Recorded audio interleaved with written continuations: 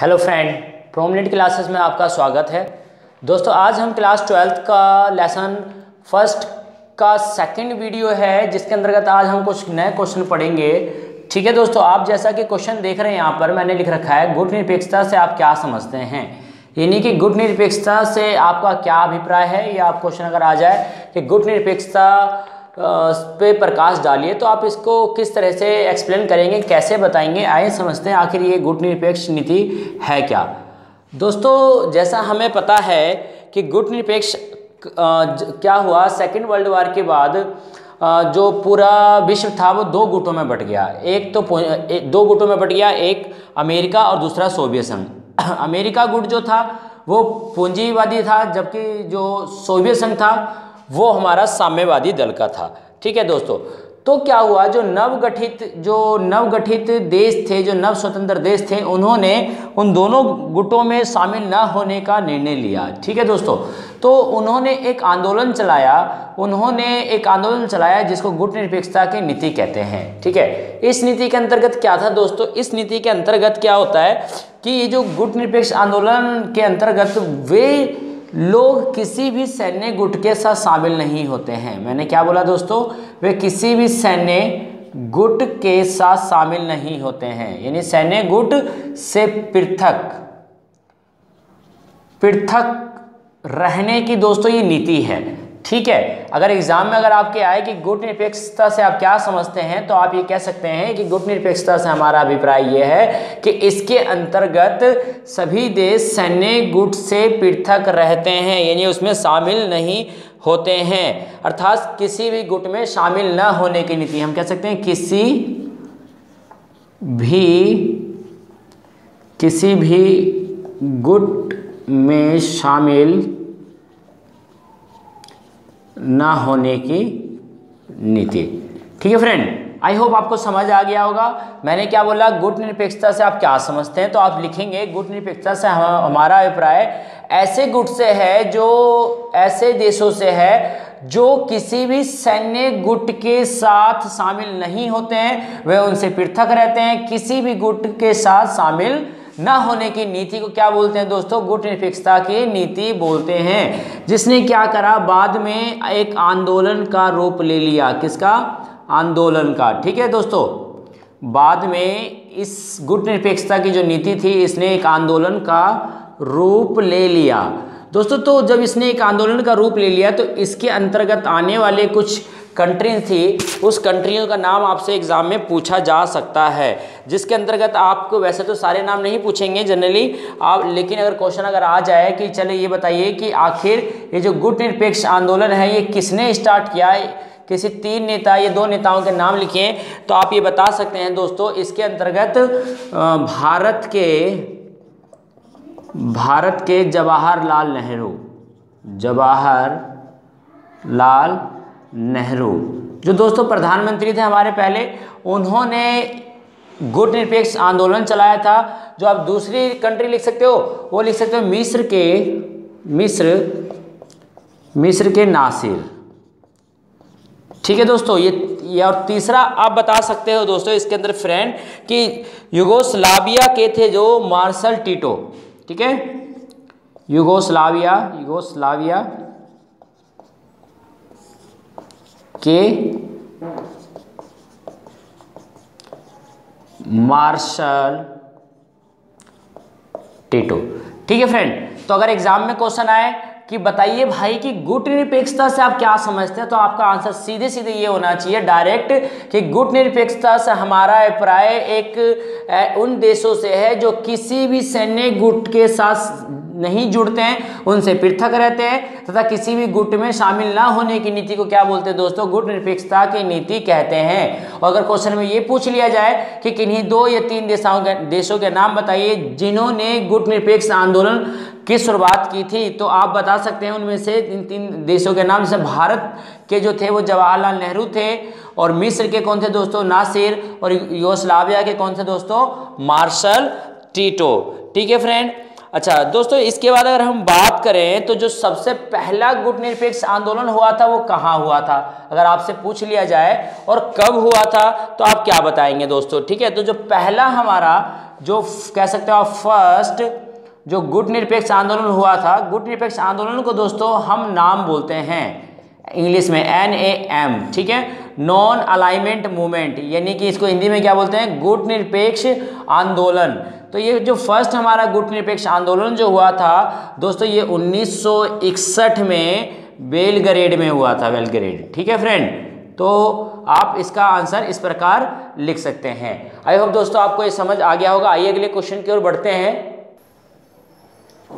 दोस्तों जैसा कि आप देख रहे हैं हमारा जो नेक्स्ट क्वेश्चन है ये दोस्तों, ये वेरी इंपॉर्टेंट क्वेश्चन है, ये एग्जाम में जरूर आता है दोस्तों क्वेश्चन। तो आप ये जो क्वेश्चन आपका वेरी वेरी इंपॉर्टेंट क्वेश्चन है, इस क्वेश्चन को आप जरूर पढ़ लें, समझ लें। और दोस्तों मैं जिस तरह से पढ़ा रहा हूँ डेफिनेटली आपको दोबारा इसे पढ़ने की जरूरत नहीं है, बस आपको इसको ध्यान से सुनना है, इस वीडियो को पूरी वीडियो देखनी है, तब आपको इसके सारे क्वेश्चनों के आंसर आपको याद हो जाएंगे और आप अपनी इसकी लैंग्वेज में, आप अपनी लैंग्वेज में इसे लिख भी पाएंगे फ्रेंड्स। ठीक है, तो दोस्तों अगला क्वेश्चन जो हम कर रहे हैं वो ये है कि शीत युद्ध की समाप्ति के बाद, जब शीत युद्ध क्या हो गया, समाप्त हो गया, उसके बाद गुटनिरपेक्ष आंदोलन की प्रासंगिकता क्या है। आपको बताना है कि जो शीत युद्ध जब समाप्त हो गया तो उसके बाद गुटनिरपेक्ष आंदोलन जो चल रहा था, जिसको हम नाम बोलते हैं नॉन अलाइनमेंट मूवमेंट, अब उसकी क्या प्रासंगिकता है। अब प्रासंगिकता का मतलब क्या अब उसका अस्तित्व खत्म हो गया, यानी हम बात कर रहे हैं क्या उसका अस्तित्व जो है वो बनाए रखना चाहिए या उसको समाप्त कर देना चाहिए। ठीक है दोस्तों, तो ये हमारा क्वेश्चन है।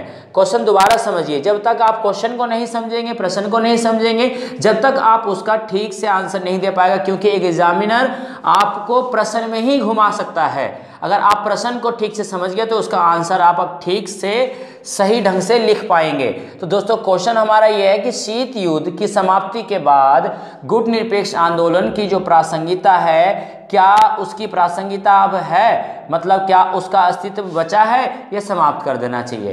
तो दोस्तों अब इसका आंसर आप किस प्रकार लिखेंगे वो हम समझते हैं। ठीक है फ्रेंड, तो दोस्तों जैसा कि हमें पता है 1991 के बाद यानी 1991 के बाद क्या हुआ कि शीत युद्ध समाप्त हो गया। क्या हो गया दोस्तों, शीत युद्ध समाप्त हो गया। और शीत युद्ध समाप्त होने के बाद क्या हुआ, यानी आप इस तरह से भी बोल सकते हैं कि 1991 के बाद जो सोवियत संघ था, सोवियत संघ उसका विघटन हो गया। सोवियत संघ का क्या हुआ दोस्तों, विघटन हो गया। विघटन का मतलब उसका पतन हो गया। ठीक है फ्रेंड, यानी वो समाप्त हो गया।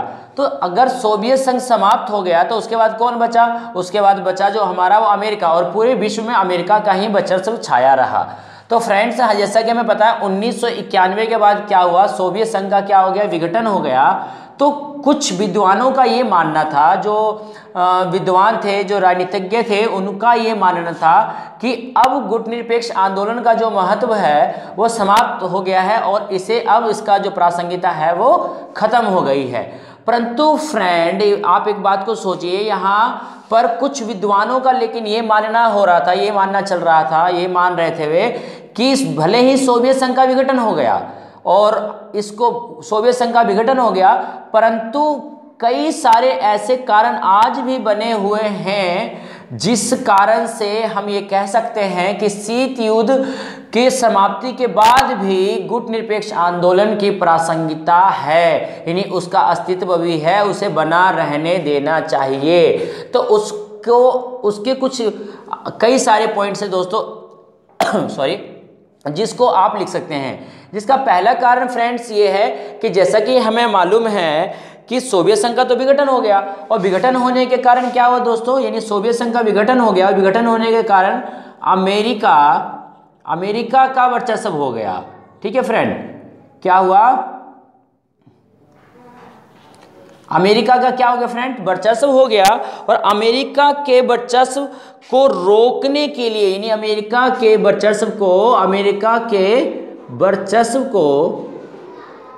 रोकने के लिए हमें क्या चाहिए, हमें गुट निरपेक्ष आंदोलन को बनाए रखना चाहिए। ठीक है फ्रेंड्स, समझ आया? दोबारा सुनिए, मैंने क्या बोला कि 1991 के बाद सोवियत संघ का विघटन हो गया और अमेरिका के वर्चस्व अमेरिका का वर्चस्व बढ़ गया। तो अमेरिका के वर्चस्व को रोकने के लिए गुट निरपेक्ष आंदोलन को बनाए रखना चाहिए। ठीक है फ्रेंड, आई होप आपको ये समझ आया होगा। सेकंड पॉइंट में हम ये लिख सकते हैं कि अमेरिका जो है, यानी जो फ्रेंड्स अमेरिका है, अमेरिका की गलत विदेश नीति का विरोध करने के लिए, यानी कि देखो फ्रेंड, अगर अमेरिका किसी प्रकार की कोई गलत विदेश नीति बनाता है तो पहले क्या था कि सोवियत संघ उसका खिलाफ आवाज उठा सकता था। यानी अमेरिका के गलत विदेश नीति के यानी नीति का विरोध करने के लिए,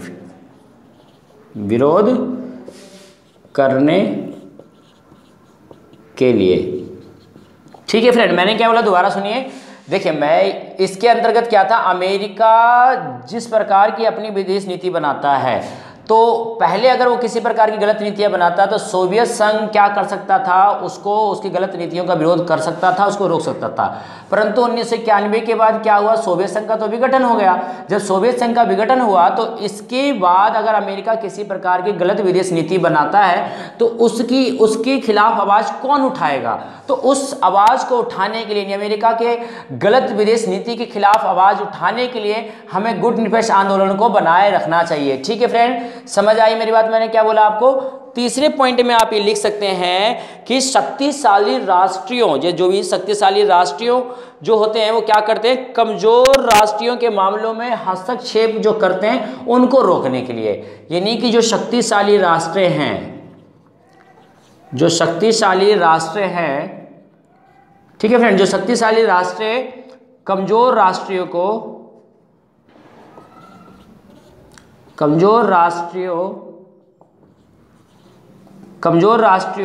के मतलब कह सकते हो कमजोर राष्ट्रीयों के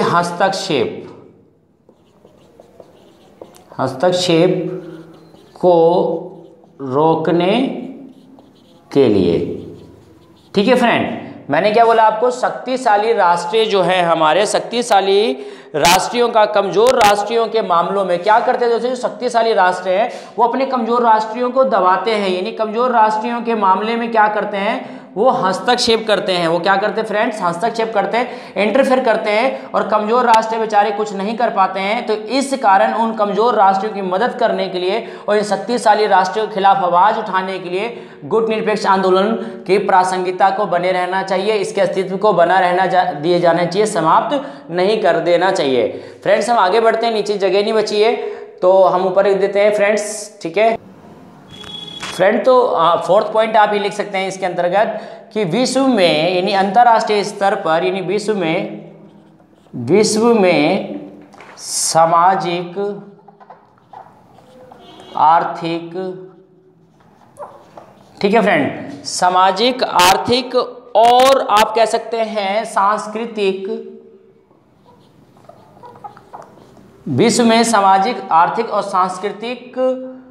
संस्कृति को बढ़ाने के लिए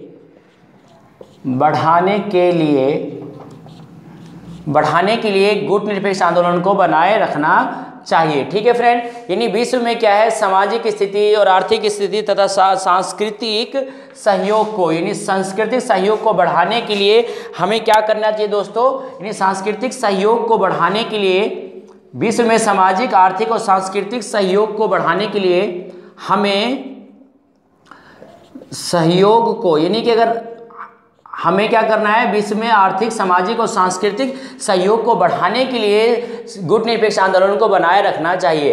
क्योंकि दोस्तों अगर गुट निरपेक्ष आंदोलन को बनाए रखेंगे तो क्या होगा, विश्व में सामाजिक और आर्थिक, सांस्कृतिक को बढ़ावा मिलेगा, और अदरवाइज क्या होगा, नहीं तो अगर हम इसको नाम को, यानी कि नॉन अलाइनमेंट मूवमेंट, यानी गुट निरपेक्ष आंदोलन को अगर समाप्त कर देंगे तो ये विश्व में सामाजिक और आर्थिक सांस्कृतिक को बढ़ावा नहीं मिल पाएगा और किसी एक ही देश का वर्चस्व पूरे विश्व में हावी हो जाएगा और धीरे धीरे वो अपने पैर पूरे विश्व में पसार देगा, जिस प्रकार से आज वर्तमान में अमेरिका ने फैला रखा है। दोस्तों 5वें पॉइंट में आप ये बता सकते हैं कि जो खतरे के नए स्रोत हैं, खतरे के नए स्रोत, खतरे के नए स्रोत जैसे, खतरे के नए स्रोत जैसे जलवायु परिवर्तन,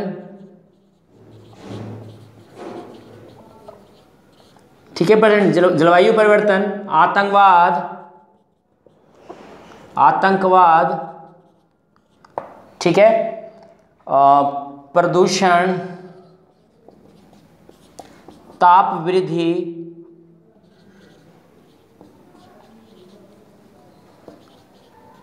वृद्धि, आदि को दोस्तों, आदि को रोकने के लिए, यानी कि इस पे बात करने के लिए, इसको रोकने के लिए हमें गुटनिरपेक्ष आंदोलन को बनाए रखना चाहिए। ठीक है फ्रेंड, समझ आए मैंने क्या बोला? मैंने ये बोला कि खतरे के आज जो वर्तमान में नए स्रोत हैं, जैसे जलवायु परिवर्तन जो आज एक पूरा विश्व स्तर पे संकट बना पड़ा है, तथा आतंकवाद भी एक सबसे बड़ा जो संकट बना हुआ है, जो किसी भी देश के लिए खतरा है।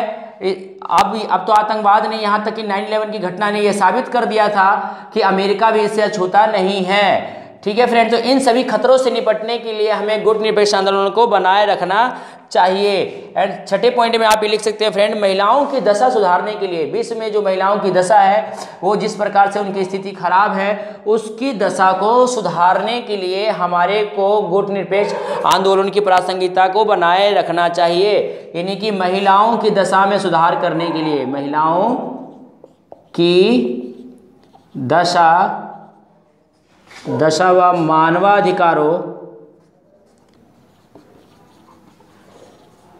मानवाधिकारों की रक्षा के लिए फ्रेंड, रक्षा के लिए गुटनिरपेक्ष आंदोलन को, यानी कि नाम को बनाए रखना चाहिए। ठीक है फ्रेंड, आई होप आपको ये समझ आ गया होगा। मैंने क्या बोला कि शीत युद्ध की समाप्ति के बाद गुटनिरपेक्ष आंदोलन को बनाए रखना चाहिए। आइए फ्रेंड नेक्स्ट क्वेश्चन पढ़ते हैं। नेक्स्ट क्वेश्चन भी दोस्तों वेरी इंपॉर्टेंट क्वेश्चन है।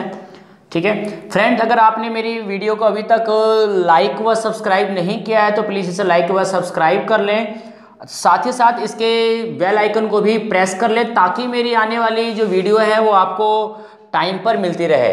फ्रेंड्स आइए नेक्स्ट क्वेश्चन को पढ़ते हैं। शीत युद्ध के उदय के क्या कारण थे? यानी जो शीत युद्ध का जो उदय हुआ उसके क्या कारण थे? तो दोस्तों शीत युद्ध के कारण के कई सारे कारण थे जिस कारण से शीत युद्ध का उदय हुआ। दोस्तों जैसा कि हमें पता है, जो शीत युद्ध 1945 के बाद क्या हुआ फ्रेंड? शीत युद्ध 1945 के बाद क्या हुआ फ्रेंड?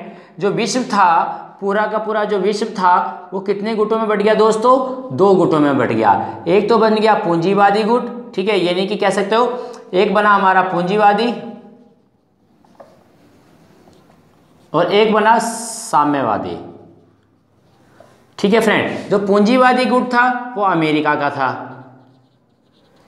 तथा साम्यवादी गुट वो सोवियत संघ का था। तो पूरा का पूरा विश्व जो था वो 2 गुटों में बट चुका था, पूंजीवादी गुट तथा साम्यवादी गुट।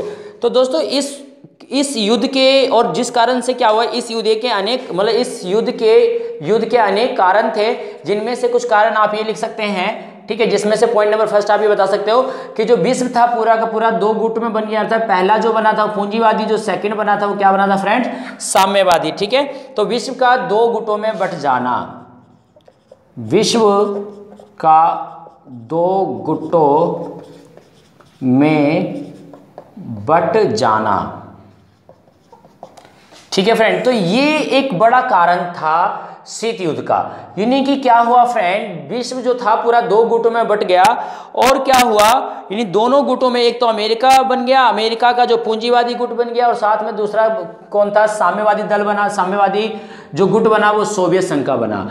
तो यह एक सबसे बड़ा कारण था, जिस कारण से क्या हुआ, दोनों में एक होड़ सी पैदा हो गई एक दूसरे से ज़्यादा करने की, जिसके बाद ऐसी संभावना पैदा हुई जैसे कि मतलब आपसी टकराव की संभावना पैदा होने लग गई, जिस कारण क्या हुआ फ्रेंड्स, शीत युद्ध का उदय हुआ। ठीक है, अगले पॉइंट में आप ये बता सकते हैं कि पूंजीवादी को साम्यवादी का खतरा।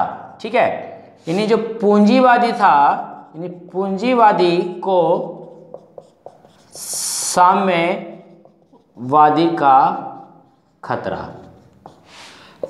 कहने का मेरा सिंपल सा मतलब है फ्रेंड, इसमें आप ये बता सकते हैं कि हुआ ऐसा कि पूंजीवादी जो था उनको ऐसा प्रतीत हो रहा था, यानी सोवियत संघ में, जैसा कि हमें पता है सोवियत संघ में साम्यवादी था, तो जो पूंजीवादी थे, जो पश्चिमी देश थे, उन देशों को ऐसा लगने लगा कि कहीं ऐसा ना हो कि जो पूंजीवाद पे क्या हो, साम्यवादी हावी ना हो जाए। तो इस कारण से भी क्या हुआ, शीत युद्ध का उदय हुआ। यानी दोबारा सुनिए मैंने क्या बोला फ्रेंड, यानी पूंजीवादी को ये खतरा लगने लग गया, ये डर बैठ गया कि कहीं ऐसा ना हो कि पूंजीवादी से हम किस और आ जाए, साम्यवादी हो जाए, तो साम्यवादी हमारे ऊपर हावी ना हो जाए। यानी धीरे धीरे क्या हो जाए, पूरा विश्व, पूरा का पूरा जो विश्व है, पूरा विश्व वो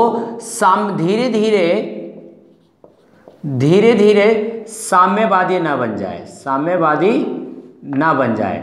ठीक है फ्रेंड, तो ना बन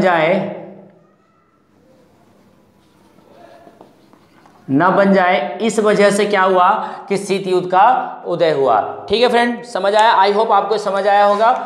थर्ड पॉइंट आप इसमें ये लिख सकते हैं कि सैनिक संधियों का होना।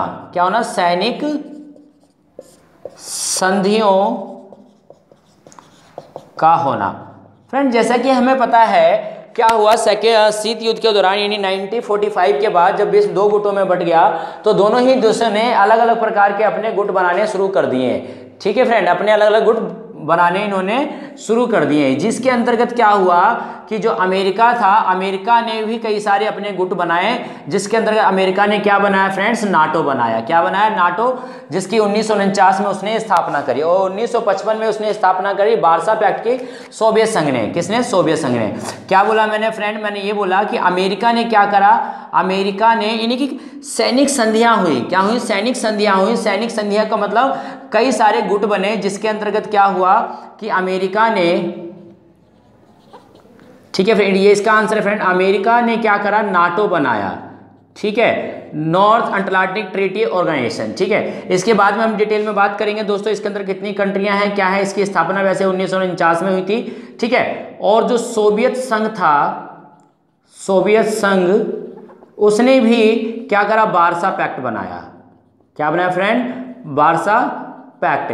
ये जो बनाया था, ये युद्ध के लिए ही बनाए गए थे, ताकि युद्ध की स्थिति में ये सारी कंट्रियां जो इसके अंतर्गत आती है वो अमेरिका का साथ दे, तथा वार्सा के अंतर्गत आने वाली जो कंट्रियां वो किसका साथ दे, सोवियत संघ का साथ दे युद्ध की स्थिति में। तो इन सैनिक संधियों के कारण भी क्या होने लगा, ऐसा प्रतीत हुआ कि शीत युद्ध होगा और युद्ध की संभावनाएं बनने लग गई। ठीक है फ्रेंड, अगले पॉइंट की हम बात करते हैं, तो इसके अंतर्गत क्या है फ्रेंड, शस्त्रों की होड़।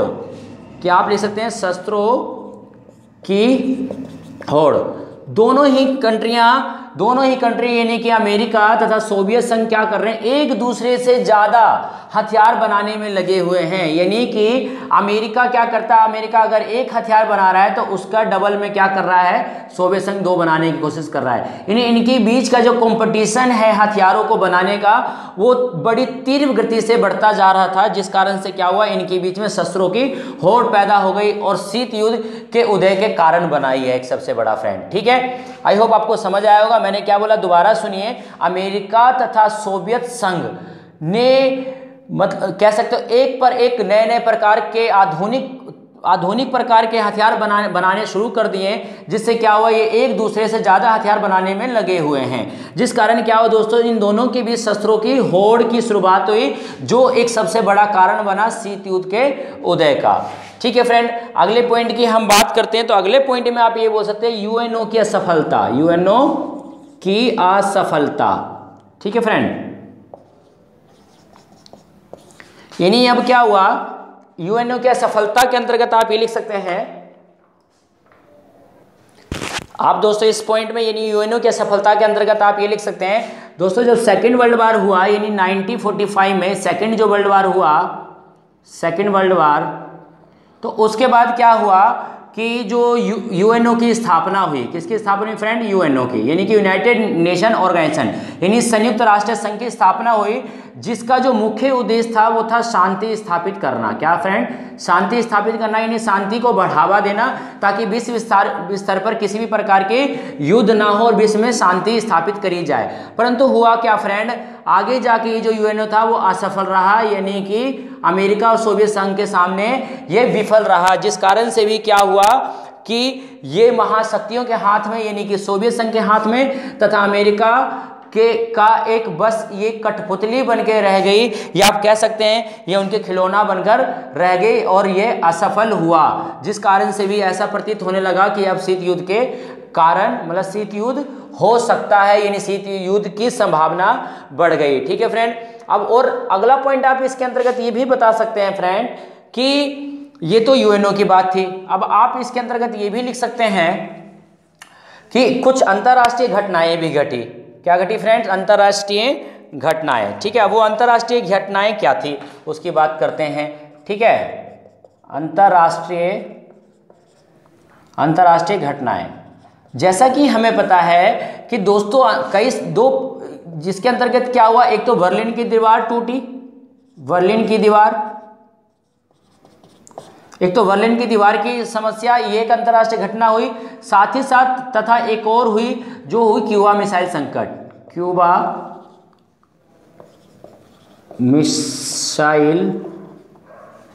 मिसाइल संकट। तो ये भी एक जो कारण बना फ्रेंड्स शीत युद्ध का। ठीक है, तो आप इसके अंतर्गत ये भी लिख सकते हैं कि कुछ अंतरराष्ट्रीय घटनाएं घटी जो भी एक कारण रही शीत युद्ध का, जिसके अंतर्गत क्या था फ्रेंड? बर्लिन की दीवार तथा क्यूबा मिसाइल संकट। ठीक है फ्रेंड। इसके अलावा और आप पॉइंट ये भी लिख सकते हैं इसके अंतर्गत कि फ्रेंड्स जो कुछ तटस्थ देश थे, कौन से देश? तटस्थ देश, या जो तटस्थ देश थे उनको शंका की दृष्टि से देखना। किसकी दृष्टि से? शंका की दृष्टि से देखना। ठीक है, इसके अंतर्गत क्या था? इसके अंतर्गत फ्रेंड ये था कि जो देश अमेरिका या फिर सोवियत संघ के साथ शामिल नहीं हो रहे थे, उनको ये शंका की दृष्टि से देखते थे और उनको ऐसा प्रतीत होता था कहीं ये कंट्री हमारे साथ धोखा ना करे या हमारे ऊपर हमला ना करे। इस प्रकार से कह सकते हो आप कि जो देश इनके साथ शामिल नहीं हो रहे थे या जो देश इसके अंदर शामिल हो गए, जैसा कि हमें पता है फ्रेंड कि जब दो गुटों में बट गया पूरा का पूरा विश्व, तो जो छोटी छोटी कंट्रियां थी वो क्या कर रही थी? वो कुछ तो कंट्रियां अमेरिका के साथ जुड़ रही थी और कुछ जो कंट्री सोवियत संघ के साथ जुड़ रही थी, और जो कुछ कंट्रियां थी ऐसी जो नहीं जुड़ रही थी, जो अपने आप को स्वतंत्र रखना चाहती थी, अपना प्रभुत्व संपन्न देश अपने बनाए रखना चाहती थी, जो इनके अंतर्गत नहीं शामिल होना चाहती थी। तो वो तटस्थ देशों ये शंका की दृष्टि से उनको देखते थे। तो ये भी एक कारण था शीत युद्ध का फ्रेंड। तो आपको ये पॉइंट्स एक बार फिर से देखना है, पीछे करके आप पूरा रिपीट करके एक बार ध्यान से सुने और इनको अपनी लैंग्वेज में लिखें फ्रेंड्स। आप डेफिनेटली अच्छे मार्क्स गेट करेंगे। और ये मैंने जो क्वेश्चन कराए ये पेपर में एग्जाम में जरूर आते हैं, तो इन्हें आप जरूर पढ़ें। ठीक है friend, thank you for watching this video.